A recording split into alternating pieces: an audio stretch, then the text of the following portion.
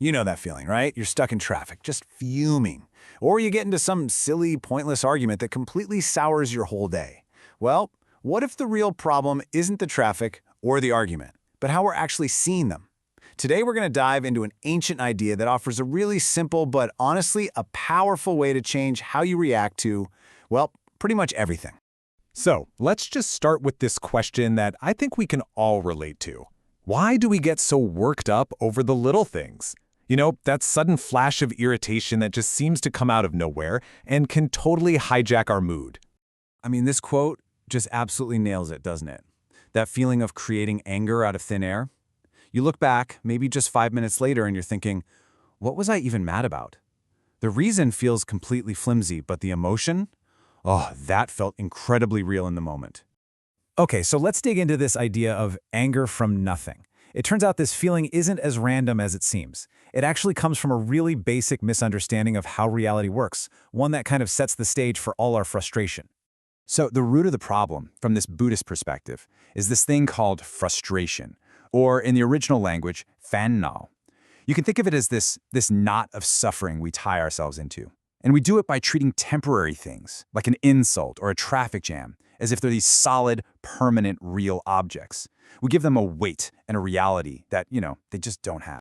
So, how do we stop doing that? How do we untie that knot? Well, this is where we can adopt this beautiful and frankly game-changing shift in perspective, the wisdom of passing clouds. It's all about learning to see the world not as a bunch of static things, but as a constant flowing process.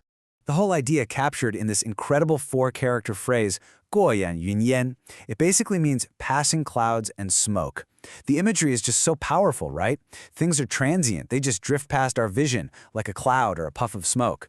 We can give them a name. Sure, we can call it an insult or a bad day, but they have no solid, lasting substance. They appear for a moment and then poof, they're gone. And the choice of clouds and smoke here is so smart. It's totally deliberate. Why? Well, because their changing nature is obvious. You don't need a microscope to see it. You can literally watch a cloud shift and change and just disappear right in front of your eyes. It's the perfect, visible reminder that everything is always moving, always changing. And that brings us to this next big idea. All things are changing. This isn't just a poetic metaphor about clouds. This principle of constant change, it applies to absolutely everything, including the very person you think you are. See, our minds are kind of wired to see stability. It helps us navigate the world, right? So we build this assumed reality where things feel solid and unchanging. We hold on to yesterday's argument as if it's still happening right this second. But the actual reality? It's a constant flow. The truth is that yesterday's you doesn't equal today's you. You are always, always changing. This quote really brings it all home. It's asking us directly, do you know you are changing? I mean, think about it. Right now, as you're listening to this, your cells are changing, your thoughts are shifting. The you that started this explainer a few minutes ago is not the exact same you that's here in this moment. And really getting that, is the key. Okay, so everything is changing. We're changing. It's a pretty deep thought, but it can also feel a little abstract. Which brings us to the most important question of all. How does knowing this actually help when you're seeing red? This is where we connect the dots between the big idea and your real life to find what we can call the essence of serenity. Okay, let's walk through this. Imagine someone insults you. Step 1. Step 2, your immediate reaction is anger. You want to lash out. But then, step 3, you apply that passing cloud's insight. You realize that person, that insult, that exact moment, it's already gone. It's in the past. Which leads to the final question. The one who insulted you has vanished. So, who are you going to attack now? The target just isn't there anymore. It's like trying to punch smoke. And this, right here, is the ultimate goal.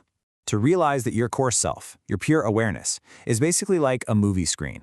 Insults, praise, good days, bad days, they're all just the movie being projected onto it. The images and sounds appear, they play out, and then they're gone.